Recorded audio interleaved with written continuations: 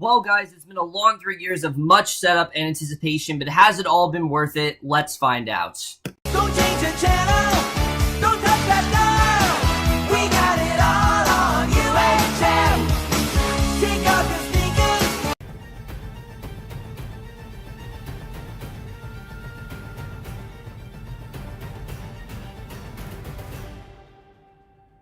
Hey guys, it's Kevin for the highly anticipated premiere of the Netflix Marvel crossover that I'm sure everyone was anticipating. That, of course, being the series premiere of The Defenders. This is episode 1, the H word, and guys, obviously, I was hyped for this crossover. I mean, Iron Fist aside, the Marvel Netflix shows have been some of the best, TV adaptations of anything I've seen. I mean, honestly, they have all been fantastic. And even the back half of Luke Cage, while I do think it got a little bit preachy and a little bit too over the top, it still was a really well done show. And, all the shows focused very well on characters, and they were very mature, and they were very simple. But of course, the whole purpose of getting all those shows was setting up to this show. That, of course, being The Defenders. And again, the real question is, was it all worth it?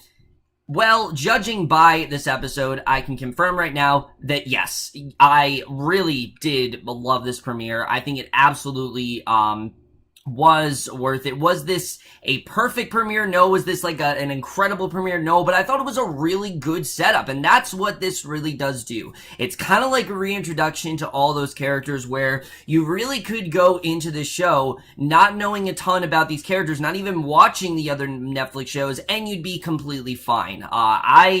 Obviously I've watched all the shows, so I was fine, but there were points in the show where you could very well tell what they were talking about without actually having to see it play out. But let's just get into this episode, because I definitely do want to talk about it. And right off the bat, things are off to a great start, because again, I was wary of this mainly because of Danny, but Danny Rand is probably the character that surprised me the most here. We see in the sewers of Phnom Penh, Cambodia, a man and a woman sword fights, and the woman finally takes down her opponent and prepares to strike the final blow, and Danny then knocks her down, but she throws her blade, and Danny manages to deflect it, and automatically you can tell Danny's a lot stronger here. He's able to summon the Iron Fist, and the woman attacks him, manages to stab her first opponent in the chest, and as Colleen arrives, the woman then runs off. Danny goes after her. She doubles back, slashes his chest, and Danny then summons the Iron Fist and punches at her. And again, this was such an awesome scene. The woman disappears back in the shadows, and Danny confirms that she's gone. So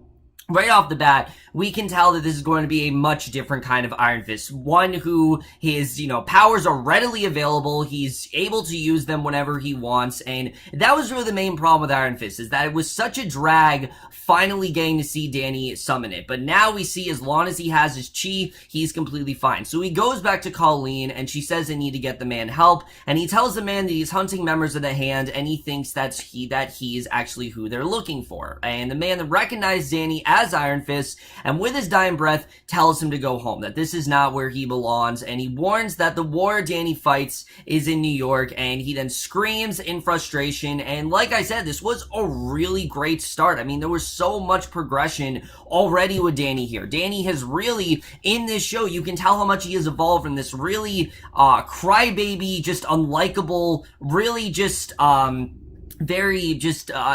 very much just annoying character to a lot more likable and a lot more of a hero. And I definitely really did like seeing that. I thought he was really great in this episode, and he definitely was something that automatically elevated my enjoyment of this episode as a whole. Especially, I didn't hate Danny Rand by any means, but it has to be said, his character compared to the others wasn't exactly that complex, and this really does give him quite a lot more, and I definitely really did like what we got with him here. So we then see a character that we haven't seen for 2 years, that of course being Jessica Jones, who honestly, out of all the characters, this is the one I was most looking forward to. Why? Because, as I said, we haven't seen her in like 2 years. The last time I watched Jessica Jones was in 2015. And to be honest with you, Jessica Jones for me was on the same level as Daredevil. It really was. I really love season 1 Jessica Jones, but you see her, she's passed out at a bar, and not really much has changed for her. She's kind of the same Jessica that we've known. The bartender tells her that he's closing up. Jessica wakes up and realizes that it's morning, and Trish then discovers that the police are towing her car for parking in a loading zone, and it's just like Jessica Jones season 2. I really really love this. Jessica pulls the car off the tow truck, and as they get coffee, Tristan tells Jessica that a producer wants to tell Jessica's story, obviously of her defeating Kilgrave, and there are little things here and there that, you might not be able to connect to as well. Obviously they're talking about her defeating Kilgrave, but she suggests that Jessica consider taking the offer so she can pay her bills until she starts working again. And Tristan says that Jessica doesn't want to believe that she's a hero and tells her friend to go home and get some sleep. And that's like her main thing. She doesn't want to believe that she is this hero. And that's something we saw a lot of in Jessica Jones. She didn't want to be this hero. She just didn't have the confidence in herself do so. She was constantly corrupted by Kilgrave, and now we've seen she's trying to move past it, but she still is the same Jessica. She's not going to change. She still doesn't want that heroic title, and I thought that definitely was a very strong arc. In fact, all the characters are kind of going through that here, and I definitely did like seeing that. But then we go to Seagate Prison, which of course Luke is inside, and he's escorted past the other prisoners, and they applaud Luke's release. Very quickly, he's released from prison, and you knew he was going to get out somehow, and the way it was done, I was happy with. I can understand if someone's like, oh, this just felt way too convenient, but I thought it made sense. The warden tells him that his paper pushing worked, and Luke then breaks the handcuffs, he crumbles them up, hands them to the warden, and he goes to the office and finds Foggy there waiting for him. And the whole time, I'm like, alright, so you're telling me that Foggy could bail Luke Cage out of prison, but he couldn't help Danny Rand with his whole thing in Iron Fist? I mean, it really bothers me. Again, that's stuff that I just don't understand. That show just played it way too safe, and especially knowing that Foggy was the one to get Cage out of prison, I don't know why he couldn't have helped Danny Rand. It just didn't make sense to me, but he explains that he ran points on Luke's case, and they talked on the phone, and basically he was able to get him out. Why? Because Luke is a hero, and all of Harlem really does know that. And Luke asks if Claire is coming. Foggy says that it's lawyers only. He tells Luke that his firm is at his disposal if Luke wants to start over, and Luke says that he's moving forward. And we get this great scene, well, it's this great line actually, where Luke goes to Foggy and asks him if his name is Foggy and tells him that he doesn't understand why he likes to be called that, and just little nods like that I really do love. I love seeing stuff like that. But we then see Matt. He's at home rehearsing his coming cross-examination. He hears a car crash outside. He hears the NYPD breaking up the resulting fight and resists interfering. And later in court, Murdoch is questioning the defendant Berkowitz, and Berkowitz claims that he's compiled with safety standards on a new mortar once he received them, and Murdoch has a delivery record that Berkowitz received them 3 months earlier. And once he's done, Murdoch sits with his crippled client Aaron James. And again, I love getting back into Daredevil. I forgot how much I love Daredevil as a show. It's been since last year since I watched it. And later the jury then finds in Aaron's favor and has Berkowitz company pay $11 million. So Murdoch then asks Aaron if he's okay, and I love this scene between these two because Murdoch can really relate to Aaron's struggle, because Aaron himself is crippled. He's in a wheelchair, and he tells the teenager that the money will help his parents, but it's only going to get harder for Aaron. And Aaron and Missick, he's angry at everyone. He just wants his life back, and Murdoch warns him that they can't, but Aaron does get it, has to take it back. And the teenager goes to face the reporters, and Murdoch realizes that Karen is behind him, and this was something I definitely was very interested in seeing, because as we know, Karen now knows that Murdoch's the Daredevil, and that is something that, again, you would have to watch Daredevil to understand, but just knowing that added a little bit more meat to the story. You could also just interpret that, Karen just wants to be with Murdoch, and it's basically she congratulates him on winning the case, says that she's there for a statement, and suggests that they get a bite. Murdoch agrees and asks for 5 minutes, and then he goes to talk to the reporters. So again, I love getting back into Daredevil, just the little reintroductions we got of each of these characters I thought worked really well and definitely did help this episode as a whole. So Danny and Colleen then fly back to New York City on a Ramjet, and in the restroom, he's cleaning up. He imagines that he hears screaming outside, and he hallucinates that he's in a building with dying Shaolin monks, and the walls are covered in blood. Others are alive. They're staring silently at Danny, and Danny turns and sees himself. He tells him that he's abandoned them, and the hand has actually won. So obviously, it's just a dream. Colleen actually wakes him up from his nightmare. He dismisses the screaming as turbulence. And again, this is something that is actually interesting. He's really worried that he can't beat the hand, and that is a lot more compelling than what we did get in Iron Fist, because in Iron Fist, he would have just complained and whined the whole time, but here this is a much different Danny Rand. He's a little more determined, he's a little bit more worried, but he knows that he can summon the Iron Fist, but he does, of course, have that fear that he might not be able to necessarily beat the Hand. And it's this scene that, again, really just shows how much better they're handling the Danny Rand character, because she asks if Danny's going to talk to her about what's on his mind. He dismisses it as simply nothing. It's nothing for her to worry about, but Danny finally explains that they've been chasing the Hand for months, and they just got there just in time to watch the man die. So he really doesn't feel like they'll be able to take them down. And Colleen assures him that the woman was faster than anyone they've ever seen, and it's not his fault, and insists that they can figure it out together. And he wonders what the Hand really wants in New York. Like, what are they really trying to do here? So we then get the introduction to the character that I think we have all been looking forward to. That, of course, being Alexandra, played by the incomparable Sigourney Weaver. And the fact that they were able to get her on the show is just fantastic in itself. But her introduction here was perfect. She goes to this private clinic, disrobes for her tests, and the doctor meets with her and basically tells her that she's dying, and she isn't surprised, asks what the doctors can do to treat it, and he says that there's really not much that they can do. And he tells Alexandra that the new test should give them a better idea of how long she has, and the doctor leads her to an MRI, and then they begin. So you know that definitely there's definitely some urgency in Alexandra. You don't know exactly who she is or what she's working for, but just from this scene, you know in some way she has some sort of urgency that she wants with the Defenders. You don't know how she's going to, cause reckoning to their world, but you know it's definitely going to happen. So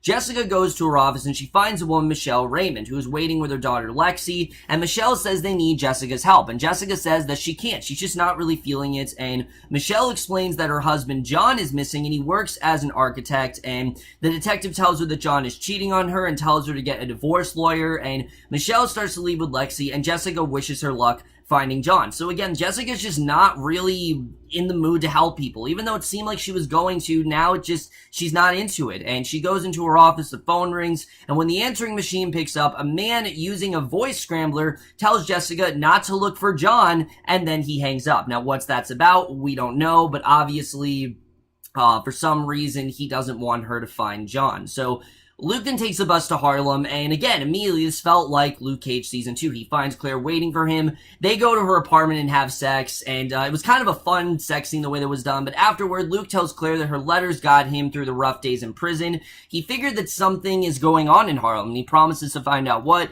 and he says that Harlem has gone through changes, and Mariah is still doing the same stuff. And again, this is something that you probably would have more investment in if you did watch Season 1 of Luke Cage, but he wonders how he's going to live an actual life when he's Harlem's hero, because obviously everyone sees him as this enigmatic figure at this point, and he just doesn't really know how to comprehend that. And that was one of the most compelling parts of Luke Cage, of him not wanting to be a hero, him just doing things for Harlem and not doing it for recognition. But now he is that hero, and he doesn't really know how he's going to do that. So we then see Night arrives, and she invites Luke to come come for a walk with her, and Luke accepts. And again, I forgot how great of a dynamic Misty and Luke really did have, but they really did remind us of that in this next scene.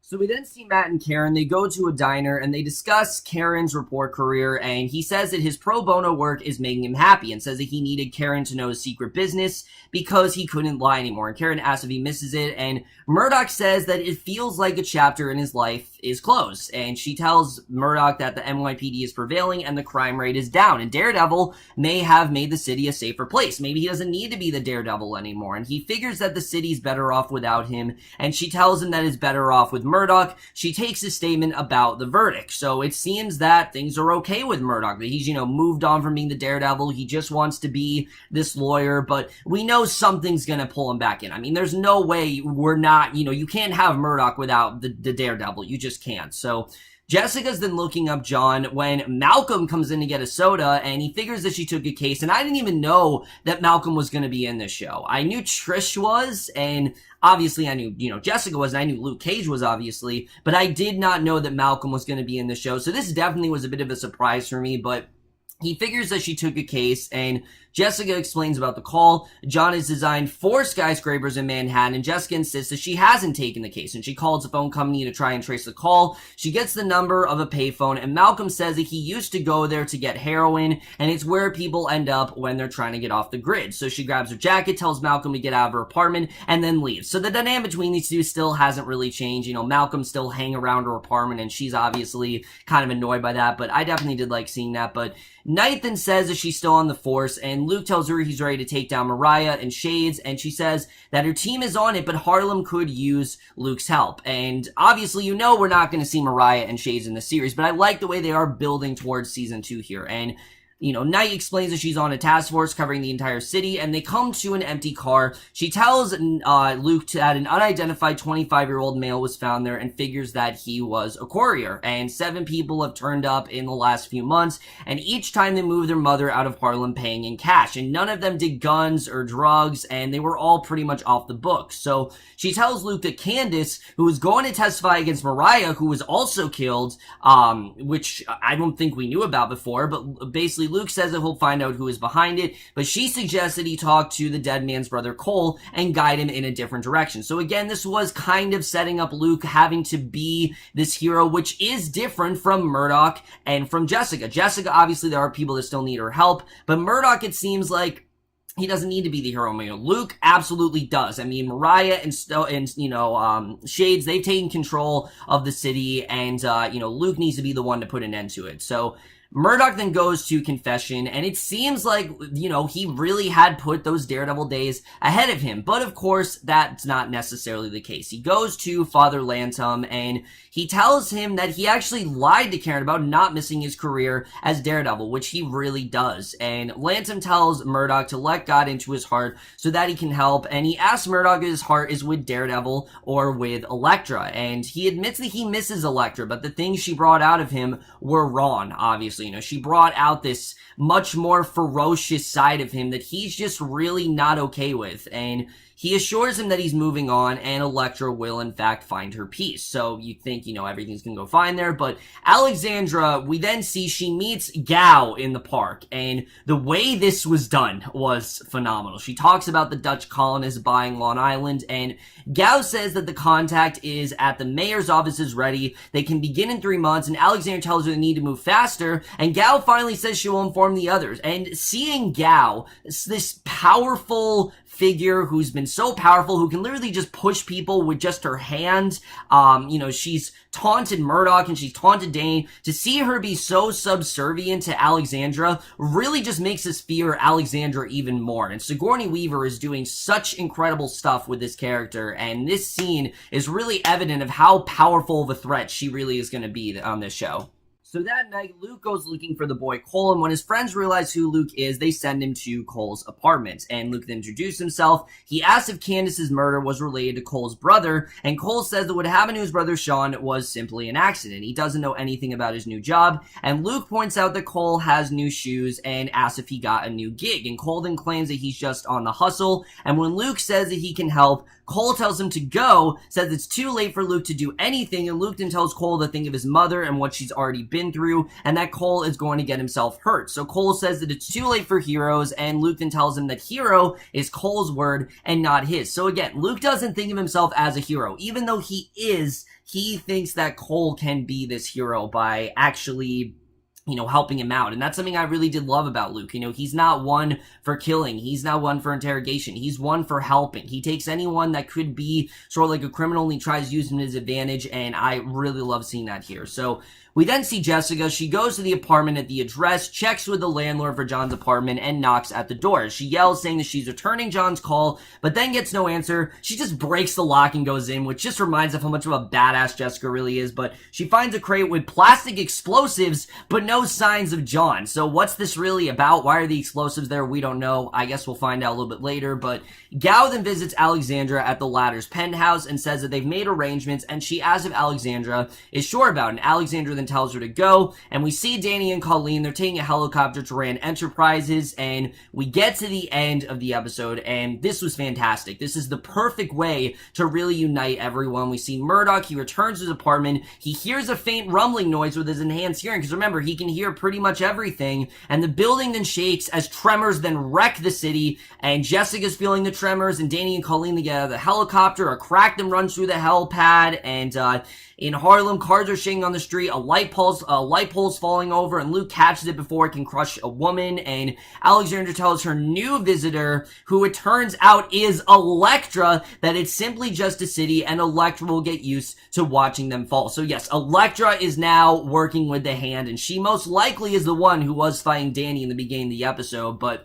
we get to the end, the tremors finally stop, and Murdoch listens to all the people throughout the city react, and that is the way this episode comes to an end. But let's just get into this and where it's going to take us into the rest of this miniseries. So overall, guys, like I said, was this the action-packed, lights out start that I expected to be? No, it wasn't, but it still was, I think, a really great way of introducing us to all these characters. That's really what this was. This was a reintroduction for everyone. And I will say, this isn't necessarily something where you could go into it completely cold. You should at least have some knowledge about Murdoch, about Jessica, about Luke, and about Danny. Just kind of what they're going through and what they did in the previous season. But you don't have to watch every episode of these shows to watch Defenders. You really don't have to do that. They set it up in a way where some things, yes, like it helps. It really does. Like, obviously it helps knowing, for example, Karen, knowing that Murdoch is in fact the Daredevil, really does give us a lot more for her story and makes a lot more sense to some of the things that she's talking about, because it's kind of like, why is they talk about the Daredevil in this way and things like that. Or, Foggy knowing that he actually took the job from Hogarth, and that's kind of how it went there. I thought, that helps as well. Or, knowing Jessica took down Kilgrave, that definitely does help. But you don't necessarily need to go into this, with all that knowledge. And obviously, yes, I did, but you don't necessarily need to do that. But let's talk about where this is really going to take us, because, wow, I mean, that ending was fantastic. And Alexandra, we've only gotten maybe, at most 5 minutes of her, but just from seeing her, I am already terrified of this woman. I mean, Sigourney Weaver just has such a, suspenseful edge to this role, and she has this menacing, way of really conveying this character, and we can already tell her motivation. It's very clear what she wants to do. She's going to die, and she knows she doesn't have much time left, and you think of her as like the leader of the Hand. Remember, Gao and Stick casually had a conversation about that before in Daredevil, so this, I'm assuming, is that leader. Alexandra is the leader of the Hand. She's the one who commands everyone, and she knows she doesn't have much time left. Now, I'm assuming that, maybe Gao will take up that offer, or maybe it's going to be Elektra, we'll have to see. But seeing Gao being so subservient to her was just really scary. It really was. I mean, we know how powerful Gao has been in the past, so to see her basically just be the servant to Alexandra, again, really did enhance how powerful of a character Alexandra really is. But now Elektra being involved as well, that's going to be very interesting, especially for Murdoch, who we can tell isn't completely over Elektra. He always will have this care for her. They have a history together, and obviously he's not happy about what it brought out in him. But knowing that she's alive, and knowing that obviously, knowing that obviously she is still out there, I don't know how that's going to be. And that reunion's something I'm definitely really interested in seeing how that's going to go. The way that goes between Murdoch and Elektra, I think, is definitely going to be very interesting. And that's something I'm definitely very excited to see. And then as far as where we're going with Luke, I really do like this story, that obviously there's this character of Cole, and Luke is trying to help him cover up, he obviously did have some involvement in Candace's murder, and Luke's kind of trying to help him out with that, so I definitely did like seeing that. And again, I thought they did a good job of setting up for season 2 of all these shows, because obviously there's still a Luke Cage season 2, there's gonna be a Jessica Jones season 2, and there is an Iron Fist season 2, who, the latter, I was really impressed with in this episode. You know, seeing Danny now have more of a reason to go after the Hand, and him kind of fearing that they might not actually win, is just a lot more compelling than what we got. And when you take the Meachums out of it, it's a lot better. I mean, you guys saw that. Not seeing Harold Meachum or Ward Meachum or Joy Meachum dominate the screen and have all this ridiculous corporate dialogue. Now that we just have Danny and Colleen, which I'm pretty sure moving forward, yes, we're still going to have Ward and Joy, but I do feel like in Iron Fist moving forward, this is kind of going to be how the show is. This is definitely closer to what I want to see. I really did love what we got here. In general, guys, I just was really impressed with this episode as a whole. I like that all the characters, they don't want to be these heroes, but they have different reasons for it. Murdoch, it's because Elektra brought the side of him that he didn't like, and him being the Daredevil, it kind of scares him because he has this power and he knows how destructive he can be, and he wants to try to harness it and just focus having a normal life and focus on, legal practice and things like that. And, that's kind of what he wants to do. Jessica, she doesn't want to be a hero simply because she does not have the confidence in herself. And she feels like she just should, she doesn't want to be that. She just wants to, she's still going on all these benders and still having hangovers and things like that. I mean, that's just who Jessica Jones is. And obviously, Kilgrave did a number on her and she's not going to get over it that easily. And I think I've heard David Tennant's going to be back for season 2. And I think that's kind of what that's all about, that Jessica's going to have PTSD, but we'll have to see the way that really does play out once we cross that bridge. And then you have Luke, who he doesn't want to be a hero because, again, Luke Cage didn't want to be this hero. He didn't want to be recognized that way. He just wanted to save the people of Harlem because it was his city, and that's what he cares about. And I love the way they're setting this up. And seeing all those characters, getting closer to that point where they're going to have to face that they are heroes and they're going to have to come together, I think is going to be very compelling to watch. Overall, guys, I really was impressed with this premiere. I really am loving where we're going here, and I'm definitely going to give the first episode of Defenders, episode 1, the H word, a B+.